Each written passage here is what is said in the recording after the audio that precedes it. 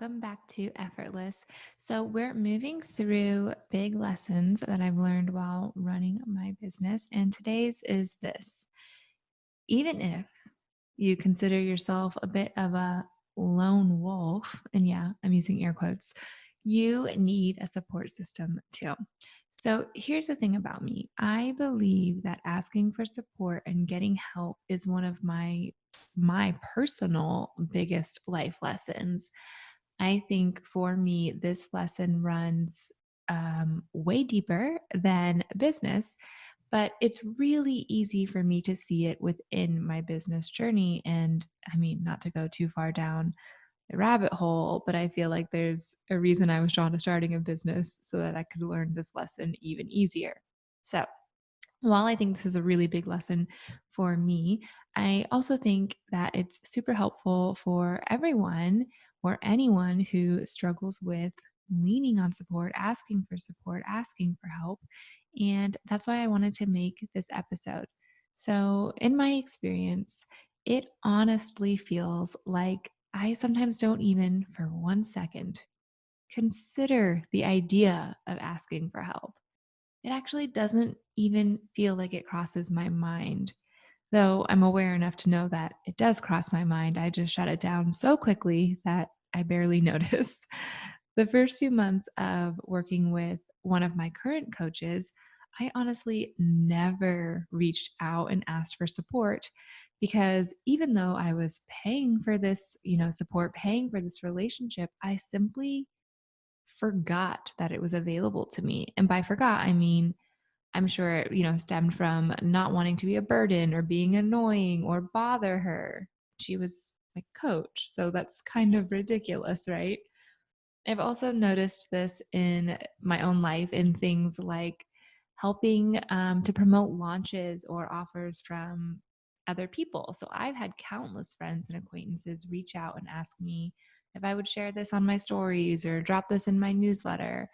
And truly, if it's somebody that I have a relationship with and that I know what they're offering is good and helpful and really will serve my audience, I have no problem sharing it. But how often do I get the guts, and yeah, again with the air quotes, to ask for that favor back? Not very often. And this has nothing to do with them, it has everything to do with me.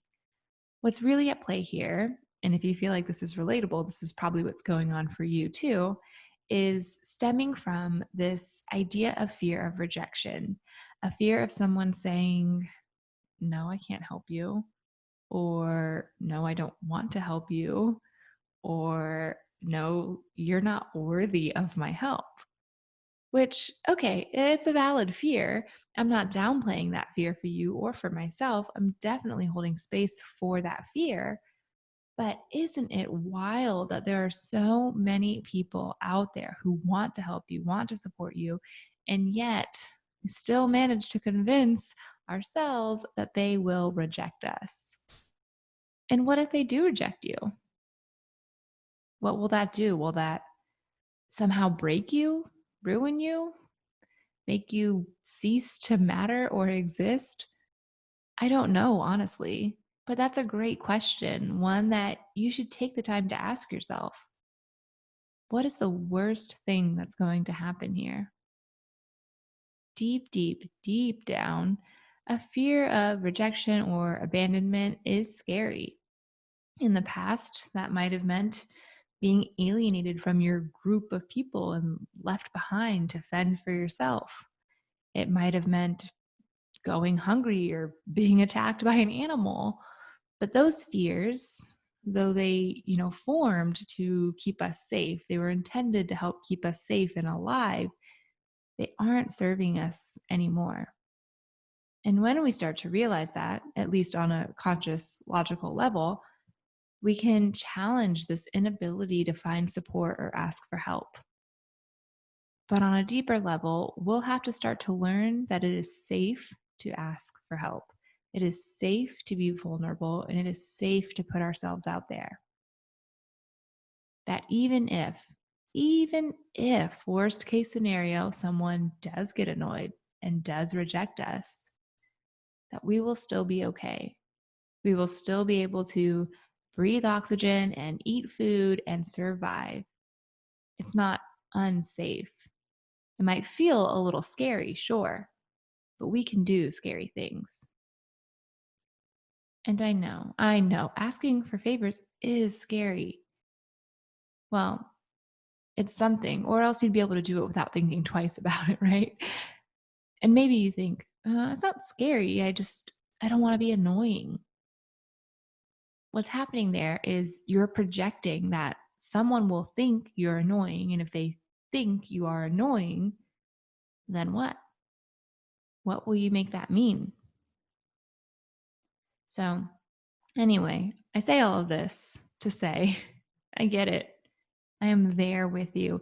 This has been a thing that I have learned over and over and over again, and I know I will continue to do so.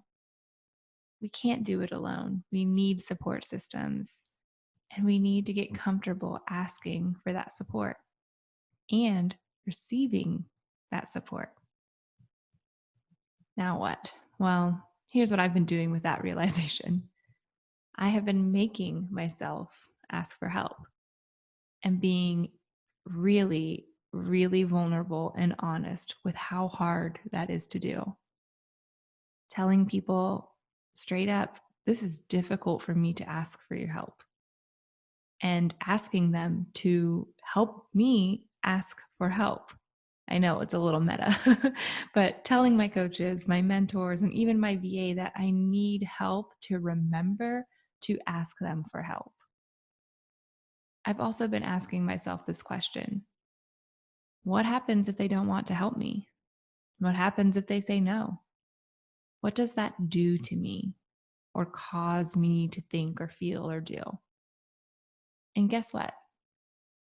99.9% of the time, it does nothing. It causes nothing. It means nothing. In fact, all it means ever is whatever I make it mean. I could choose to make it mean that I'm rejected, or I could choose to make it mean that they're really busy right now or incapable of offering what I'm asking for right now. I can choose to make it mean something about them and their lives and their situations, which I don't know anything about. And because more than likely, that's exactly what is going on if someone ever actually can't or won't help you. I've also been offering more help, which sounds a little weird, but when I offer help to someone or say, yeah, I can help you with that, I follow up in my head to point out that no part of that felt weird or off or bad.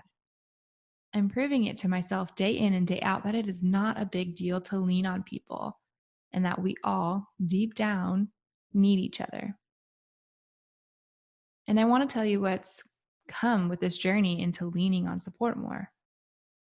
It's shifted something inside of me, it's changed me. And honestly, I'm not very far into this journey, but already I can tell that things are changing. First of all, I feel like I can do more because I know there's a support system there that believes in me, that pushes me, that keeps me accountable, that encourages me and challenges me.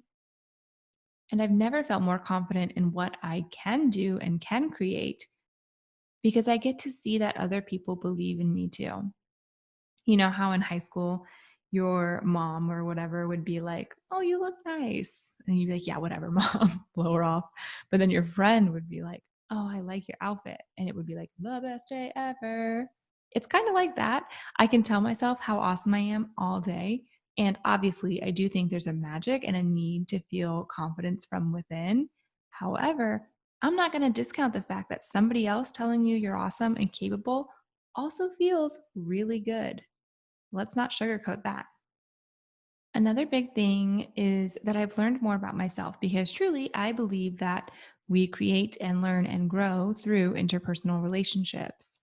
See, if you're in your own head always, you don't have a chance to see anything reflected back to you. You don't get to see how you respond to situations. That dialogue, that back and forth is essential to seeing and understanding yourself. Sometimes just the mere fact of talking about something and hearing the words makes all the difference. And having a support system that gives space for that is everything. It's essential. So I'm sharing all of this to say, even if you consider yourself a lone wolf, you need a support system too. We all do. I invite you to question the default setting of, I can do this alone, or I don't want to bother someone, or whatever that dominant thought is, and ask yourself, is this thought serving me? Because I can say from my own experience, it's not.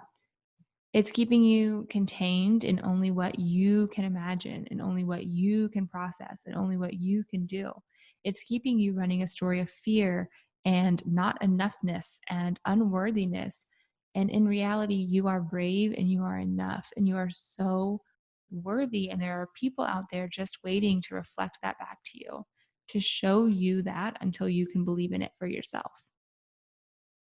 So, we unpacked quite a bit here, and I have a feeling some of these ideas might have felt a little triggering if you do consider yourself a bit of a lone wolf.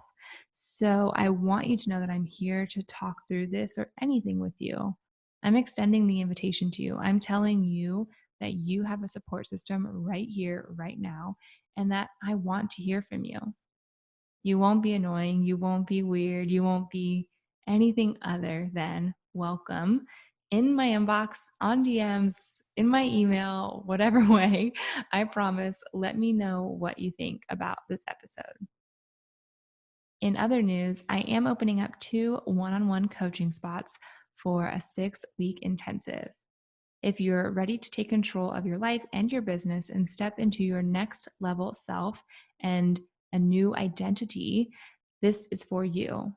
If you want to learn more, you can head to CaitlinKessler.com/6WT to apply now for one of those 2 available spots. And I'll put more information about that in the show notes. Thanks so much for listening.